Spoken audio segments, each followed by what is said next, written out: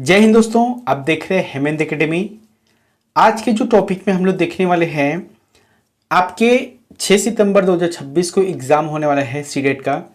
Second paper के अंतर्गत जो एसएसटी का पार्ट आता है, इसमें हम 100 वन लाइनर क्वेश्चन देखने वाले हैं। कितना है? 100 वन लाइनर क्वेश्चन, जो कि आपके एग्जाम में आने की पूरी तरह संभावना है। दोस्तों, ये जो टॉपिक है ना, ये मतलब आज का जो वीडियो है वहां कम समय में ज्यादा प्रश्न है, कम समय में ज्यादा प्रश्न है, ताकि आप लोगों की जो तैयारी है वहां बहुत जल्दी जल्दी हो सके। ठीक है, तो 100 क्वेश्चन बहुत है, आप इसे बड़े ध्यान से देखना, अच्छे से देखना। अगर आप हमारे चैनल पर नए हो तो चैनल को सब्सक्राइब कर देना और अपने दोस्तों के पास भी इसे शेयर करना, जो लोग तैयारी कर रहे हैं उसके पास। ठीक है, तो चलते हैं वीडियो की तरफ। पहला प्रश्न है, नवपाषाण कालीन मानव की प्रमुख उपलब्धि रही है। तो नवपाषाण कालीन जो मानव हुए थे, उनकी प्रमुख उपलब्धि पहिए का आविष्कार, यानी कि पहिए का आविष्कार नवपाषाण कालीन के समय में हुआ। आग की खोज सर्वप्रथम किस काल में हुई? तो आग की खोज जो है पूर्व पाषाण काल में। ये दोनों को याद रखना है, नवपाषाण कालीन में पहिए का और आग की खोज पूर्व पाषाण काल में। सिंधु घाटी सभ्यता किस काल की है? तो सिंधु घाटी सभ्यता कांस्य युगीन सभ्यता है, क्योंकि यहाँ के जो अवशेष मिले हैं ना, वो कांस्य धातु से निर्मित बने हुए कुछ मूर्तियों की भी प्राप्ति हुई है। इसका मतलब ये कांस्य युगीन सभ्यता के अंतर्गत रखा गया है। सिंधु घाटी सभ्यता का बंदरगाह नगर था, तो ये लोथल रहेगा, काफी इंपॉर्टेंट है ना। सिंधु घाटी के लोग किस पशु से अनभिज्ञ थे? बताना है कौन से ऐसे पशु है जिनसे अनभिज्ञ थे, यानी कि अनजान थे। घोड़ा से अनभिज्ञ थे, बाकी लगभग सभी पशुओं से ये लोग परिचित थे। वैदिक साहित्य में कितने वेद हैं? तो वैदिक साहित्य में 4 वेद हैं, आपको याद रखना है, ऋग्वेद, यजुर्वेद, अथर्ववेद और सामवेद। ठीक है, वैदिक काल सामान्यतः शासन तंत्र आधारित था, तो ये गणतंत्र रहेगा, गणतंत्र। जैसे कि वैदिक काल में जो भी शासन प्रमुख हुए ना, वो सभी गणतंत्र के आधारित था। जैनियों के प्रथम तीर्थंकर कौन थे? जैनियों के प्रथम तीर्थंकर हुए थे भगवान ऋषभदेव हुए थे। जैनियों के अंतिम यानी कि 24वें तीर्थंकर कौन हुए थे? तो महावीर स्वामी। ये दोनों को याद रखना। और एक प्रश्न यहां से ऐसा बनता है कि जैनियों में कुल कितने तीर्थंकर हुए थे? तो 24 तीर्थंकर हुए थे, यहां पर दिया हुआ है। महावीर स्वामी का जन्म कहां हुआ था? तो महावीर स्वामी का जो जन्म है कुंडल ग्राम वैशाली में 540 ईसा पूर्व में हुआ था। ठीक है, गौतम बुद्ध का जन्म कहां हुआ था? तो गौतम बुद्ध का जो जन्म है वहां लुम्बिनी कपिलवस्तु में 563 ईसा पूर्व में। ये जो दोनों प्रश्न हैं आपको अच्छे से याद रखना है, खासकर से इसके डेट ऑफ बर्थ को और स्थान को। महावीर स्वामी का कुंडल ग्राम है, गौतम बुद्ध का लुम्बिनी है। महात्मा बुद्ध के प्रथम उपदेश को क्या कहा जाता है? तो महात्मा बुद्ध ने जब पहली बार उपदेश दिया तो उसे धर्म चक्र प्रवर्तन कहा गया। त्रिपिटक किस धर्म ग्रंथ से संबंधित है? त्रिपिटक किस धर्म ग्रंथ से संबंधित है? बौद्ध धर्म से। मेगास्थनीज द्वारा लिखित पुस्तक का नाम क्या है? बताइए, मेगास्थनीज द्वारा लिखित पुस्तक का नाम क्या है? इंडिका। इंडिका आंसर सही रहेगा। प्राण यानी कि श्वास का सर्वप्रथम वर्गीकरण किया गया है। बताओ, प्राण या श्वास का सर्वप्रथम वर्गीकरण किया गया है, तो ये छांदोग्य उपनिषद में किया गया है। छांदोग्य उपनिषद के अंतर्गत देखने को मिलता है। नालंदा में जो प्राचीन कला में प्रमुख शिक्षा केंद्र था वहां है। तो नालंदा कहां पर है? ये बिहार में है। तो बिहार के नालंदा जिले के राजगीर में यहाँ स्थित है। जो नालंदा विश्वविद्यालय उस समय के, मतलब उस समय 2 विश्वविद्यालय विख्यात था, एक तो तक्षशिला है और एक है नालंदा। अच्छा, याद रखना, नालंदा को किसने बनाया है? कुमारगुप्त ने। 17 नंबर का प्रश्न है, सुदर्शन झील का जीर्णोद्धार किसने कराया? तो सुदर्शन झील का जीर्णोद्धार रुद्रदमन ने करवाया। इनका निर्माण चंद्रगुप्त मौर्य के प्रांतीय शासक पुष्यगुप्त ने किया था और जीर्णोद्धार रुद्रदमन ने करवाया था। महाबलीपुरम के रथ मंदिरों का निर्माण किसने कराया था? तो महाबलीपुरम के रथ मंदिरों का निर्माण नरसिंह वर्मन प्रथम ने कराया था। द्रविड़ वैष्णव भक्तों को क्या कहा जाता है? तो द्रविड़ के जो वैष्णव भक्त हैं, जो विष्णु भगवान के उपासक हैं, उन सभी को अलवर कहा जाता है। अशोक किस बौद्ध भिक्षुक से बौद्ध धर्म की शिक्षा प्राप्त की? अशोक ने किस बौद्ध भिक्षु से बौद्ध धर्म की शिक्षा ग्रहण की? तो उपगुप्त रहेगा, उपगुप्त से इन्होंने बौद्ध धर्म की दीक्षा ली है, शिक्षा ग्रहण किया है। उसके बाद है जवाबित शब्द का अर्थ है। जवाबित शब्द का अर्थ है तो यह राजकीय कानून से संबंधित है। दीवान ए इंसा से संबंधित है, तो दीवान ए इंसा से पत्राचार से यहां संबंधित है। ठीक है। किशनगढ़ शैली का महान चित्रकार कौन था? काफी इंपॉर्टेंट, स्टार मार्कर जो लगा लो। किशनगढ़ शैली का महान चित्रकार था निहाल चंद। जौनपुर नगर की स्थापना किसने की? बताओ। जौनपुर नगर की स्थापना फिरोज तुगलक ने 1359 ईस्वी में की थी। गुरु गोविंद सिंह की समाधि कहाँ बनी है? गुरु गोविंद सिंह की जो समाधि है वहां नांदेड़ में बनी है। दोस्तों यहाँ पर वीडियो का रफ्तार आप लोगों को लग रहा होगा कि ज़्यादा है, लेकिन ये ज़्यादा नहीं है, वन लाइनर के हिसाब से ठीक है, यानी कि कम समय में ज़्यादा प्रश्न। ठीक है, तो उस हिसाब से आपके लिए बेहतर है। 26वां प्रश्न है, भारत की प्रथम महिला सुल्तान कौन थी? स्टार मार्क लगा लो आप इसे। भारत की प्रथम महिला सुल्तान या शासिका रजिया सुल्तान। जहांगीर के दरबार में पक्षियों का सबसे बड़ा चित्रकार था, कौन था? मंसूर। मंसूर आंसर सही रहेगा। दोस्तों जहांगीर जो कि मुगल शासक है और इनको पक्षी प्रेमियों का शहंशाह भी कहा जाता है, यानी कि इनके दरबार में पक्षियों का जो चित्रकारी है वहां सबसे अधिक होता था। मुगलों की सेना व्यवस्था का नाम था, तो मुगलों की सेना व्यवस्था का नाम था जागीरदारी पद्धति। किस मुस्लिम शासक ने मूल्य नियंत्रण व्यवस्था लागू कराई? किस मुस्लिम शासक ने मूल्य नियंत्रण व्यवस्था लागू कराई? आंसर क्या रहेगा इसका? अलाउद्दीन खिलजी। अलाउद्दीन खिलजी इसका आंसर सही रहेगा। सितार वाद्य यंत्र के आविष्कारक कौन हैं? सितार वाद्य यंत्र के आविष्कारक ये अमीर खुसरो है। शिवाजी का उत्तराधिकारी कौन था? शिवाजी का उत्तराधिकारी संभाजी। ठीक है।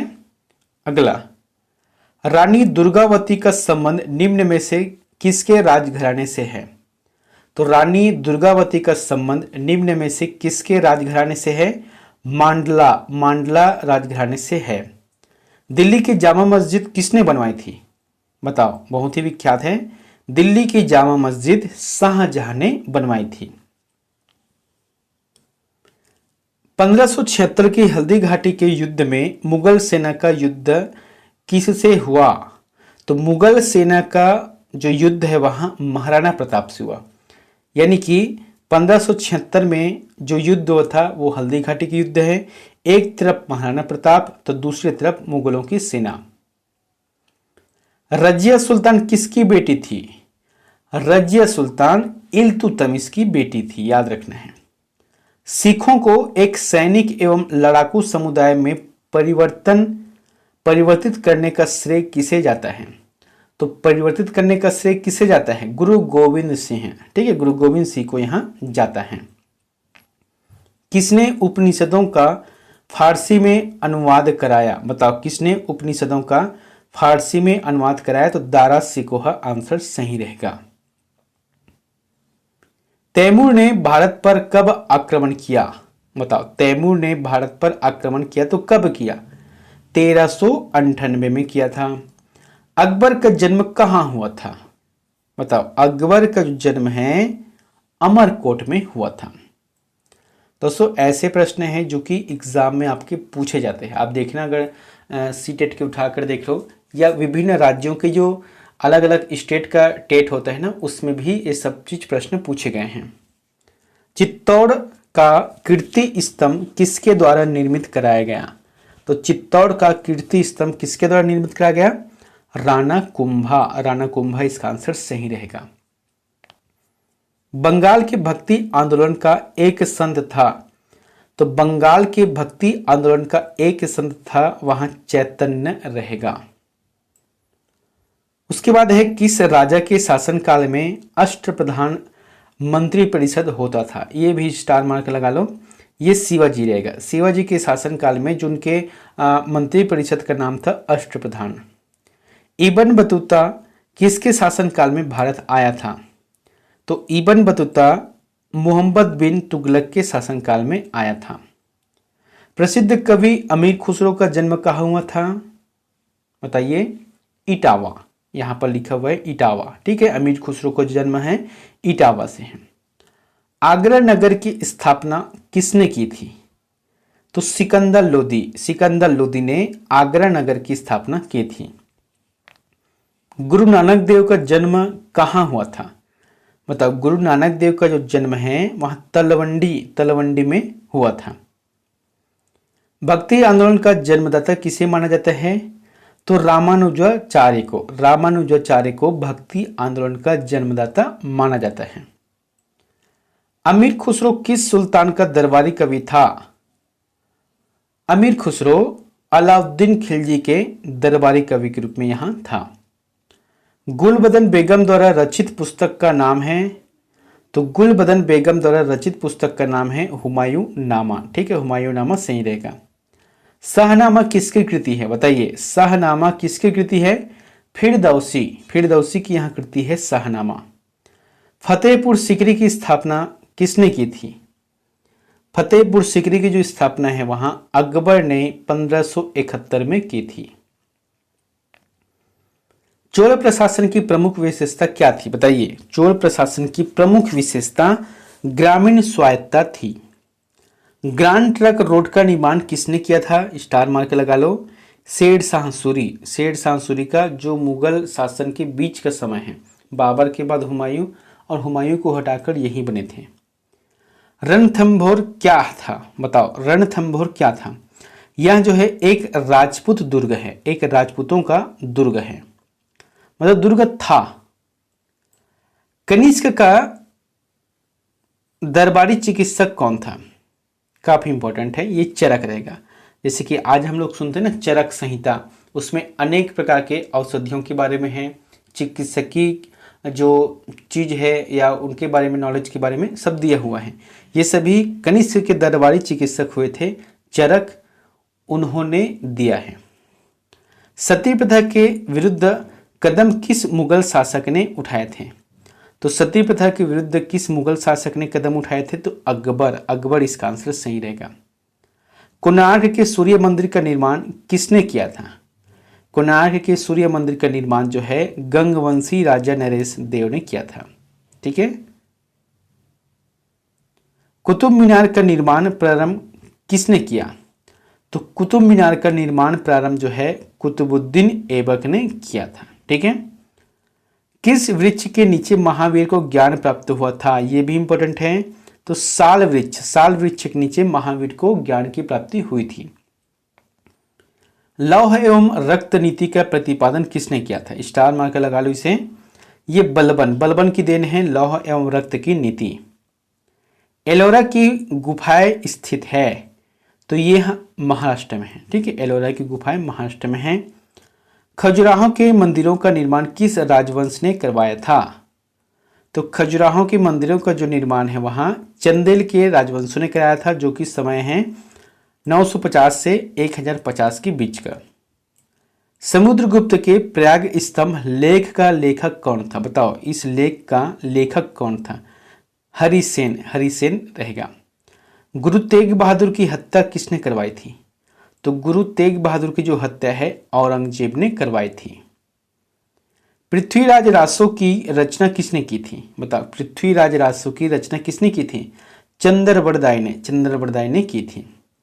अष्टप्रधान किसकी मानसिक देन थी, तो शिवाजी, मतलब उनके जो मंत्री परिषद है उसको कहा गया है अष्टप्रधान।